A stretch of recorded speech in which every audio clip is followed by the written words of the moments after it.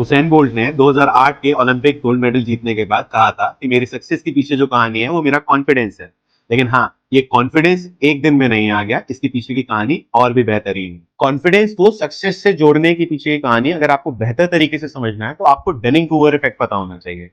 Dunning Kruger effect एक ऐसा psychological effect जिसमें ये बताया कि कॉन्फिडेंस सक्सेस से कैसे कनेक्टेड है। जब भी कोई व्यक्ति कोई काम शुरू करता है तो उसका कॉन्फिडेंस एकदम लो होता है। आई नो नथिंग स्टेज होती है उसकी। जब भी मेरे पास भी काफी स्टूडेंट्स आते हैं, जब आते हैं मेरे पास तो उससे आके यही बोलते हैं कि सर मुझे तो कुछ भी नहीं आता, पता नहीं मेरा कैसे होगा, मैं जीरो से स्टार्ट कर रहा हूँ। लेटर कुछ दिनों की प्रिपरेशन के बाद जब वो एक दो टेस्ट देते हैं और उनके अच्छे मार्क्स आ जाते हैं तो वो एकदम माउंट ऑफ स्टूपिडिटी को क्रैश कर जाते हैं। ठीक है, तो वो एकदम से बोलते हैं सर मैं तो ये भी कर लूंगा वो भी कर लूंगा, सिविल जज क्या मैं 2 एग्जाम और क्रैक कर दूंगा। अक्सर स्टूडेंट मेरे पास ऐसे आते हैं और तब मैं बस एक स्माइल दे देता हूँ, बोलता हूँ बेटा वेट कर। लेकिन जब 2-3 बार वो इस तरह से परफॉर्म कर चुके होते हैं उसके बाद एक ड्रॉप होता है। इसको बोलते हैं वैली ऑफ एस्पायर।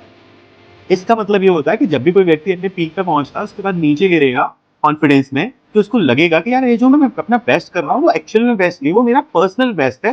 दुनिया का बेस्ट तो बहुत अलग होता है, अब मुझे कुछ भी नहीं आता। इसी स्टेज पे आके अधिकतर लोग अपनी कॉम्पिटिटिव लाइफ छोड़ देते हैं। अधिकतर लोग, अधिकतर स्पोर्ट्समैन, बिजनेसमैन, स्टूडेंट्स या फिर कोई भी कैरियर हो, सब लोग इसी स्टेज पे आके छोड़ देते हैं। लेकिन असली गेम यहीं से शुरू होता है। जो भी लोग इसको बीट कर जाते हैं वो जाते हैं स्लोप ऑफ एनलाइटनमेंट की तरफ। डेनिंग कुगर ने कहा था कि कोई व्यक्ति अगर स्लोप ऑफ एनलाइटनमेंट की तरफ है तो यानी कि वो स्ट्रगलिंग फेज है अपनी लाइफ में।